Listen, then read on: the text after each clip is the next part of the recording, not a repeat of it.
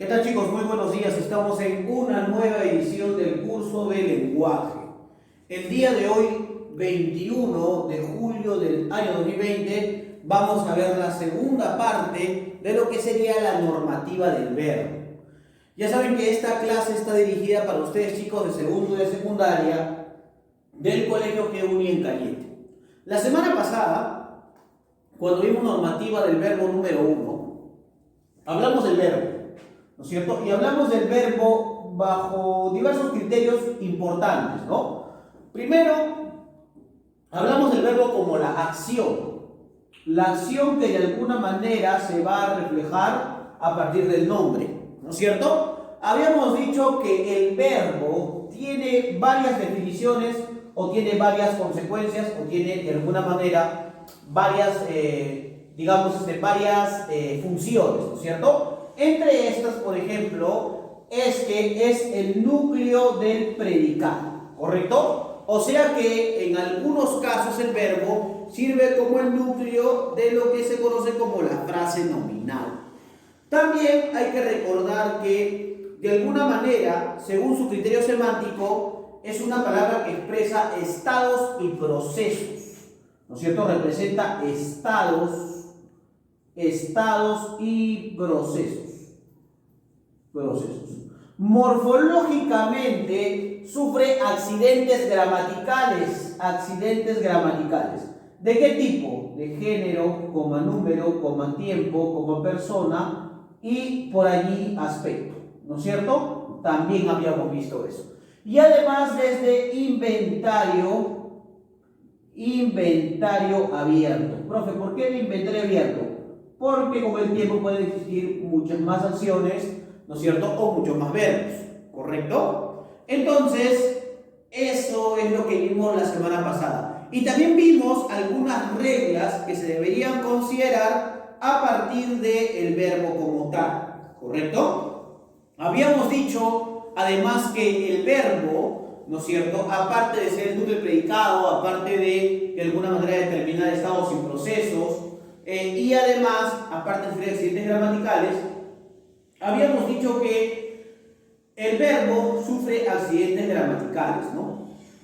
Por eso existen tipos de verbos, ¿no? Tenemos, por ejemplo, ¿no es cierto?, verbos personales, verbos,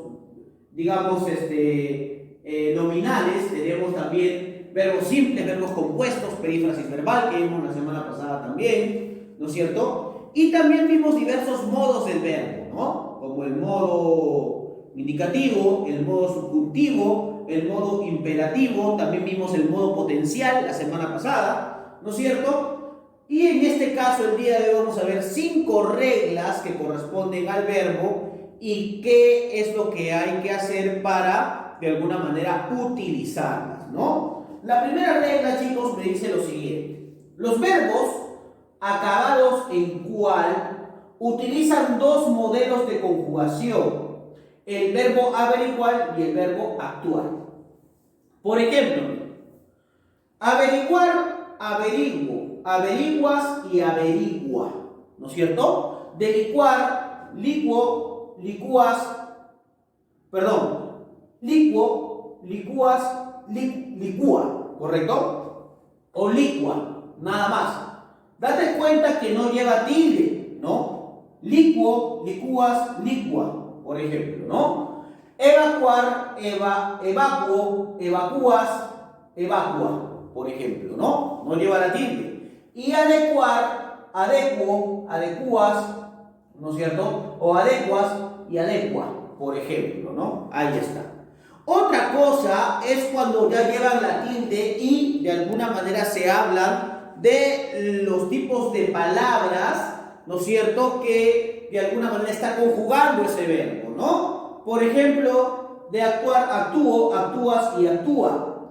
De licuar, licúo, licúas y licúa. De evacuar, evacúo, evacúa y evacúas.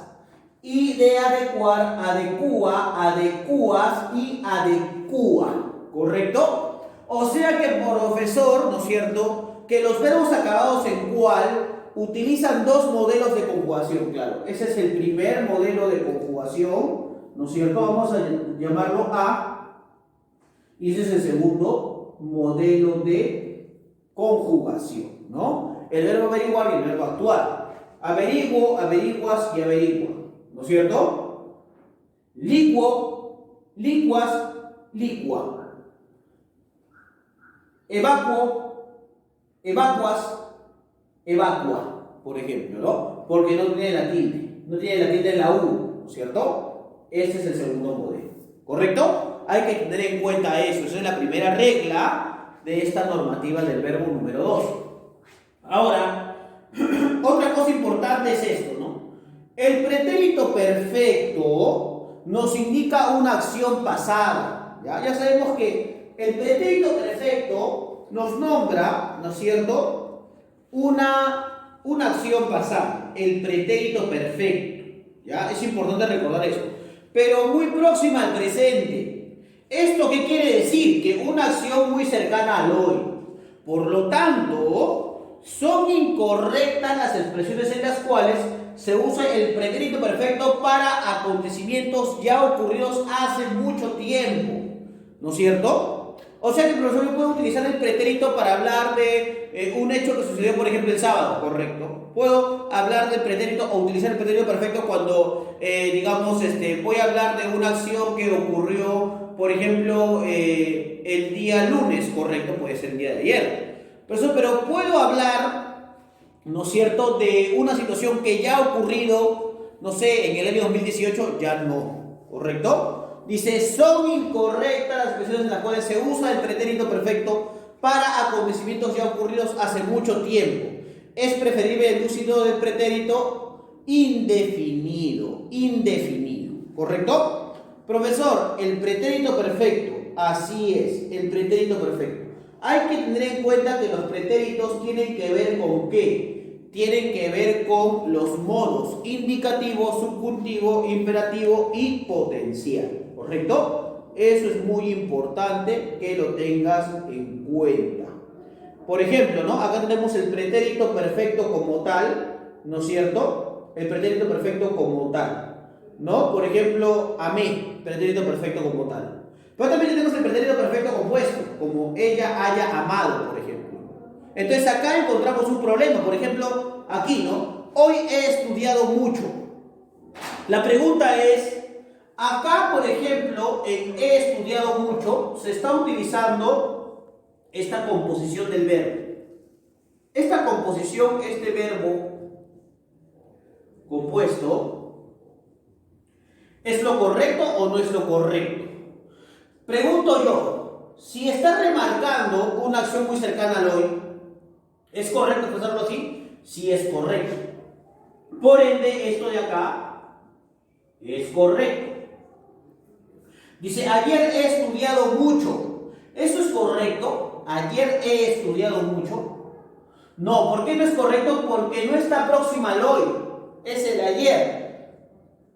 Por ende, este verbo compuesto está mal utilizado. Este verbo compuesto, ¿no es cierto?, del pretérito perfecto está mal utilizado. Esto es incorrecto.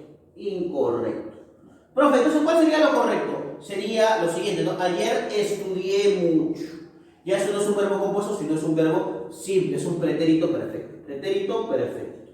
¿Correcto? Eso es lo correcto que debo de alguna manera utilizar. Profe, o sea que no puedo utilizar verbos compuestos, ¿no es cierto?, cuando hablo de pretérito perfecto, cuando está cerca de ayer, no. Claro, no puedes utilizar de esa manera. Cuando está cerca o próximo al hoy, ahí sí puedes utilizarlo. Pero si está refiriéndose a elementos pasados o a eventos pasados, o lo que ya ha ocurrido hace mucho tiempo, entonces no los uses, ¿correcto? Por ejemplo, en tu separata dice lo siguiente, ¿no? En tu separata, por si acaso, ¿no es cierto?, nos dan ejemplos u otros ejemplos de este pretérito perfecto, ¿no? Mira lo que nos dice acá, ¿no es cierto? Lo que nos dice acá es lo siguiente, por si acaso. Esta mañana me he encontrado con un amigo de la infancia. Esta mañana, ¿es correcto? Claro que es correcto. Puedo utilizar un verbo compuesto. Pero digo, hace unos días me he encontrado con un amigo de la infancia. Hace unos días, o sea, eso ya no ocurrió ahora, ¿no? Sino ocurrió días antes, ¿no? Entonces, es incorrecto utilizar, ¿no es cierto?, ese verbo compuesto. Si yo digo, lo correcto sería, hace unos días me encontré, como esto de allí, ¿correcto? Me encontré, como esto de aquí, como estudié. No debo utilizar entonces, o no me debo sobreexceder en el uso de ¿qué? En el uso de el verbo compuesto, ¿no es cierto? Y tampoco debo sobreexcederme en el uso del pretérito perfecto, ¿no? Hay que saber cuándo voy a utilizar. ¿Correcto, chicos?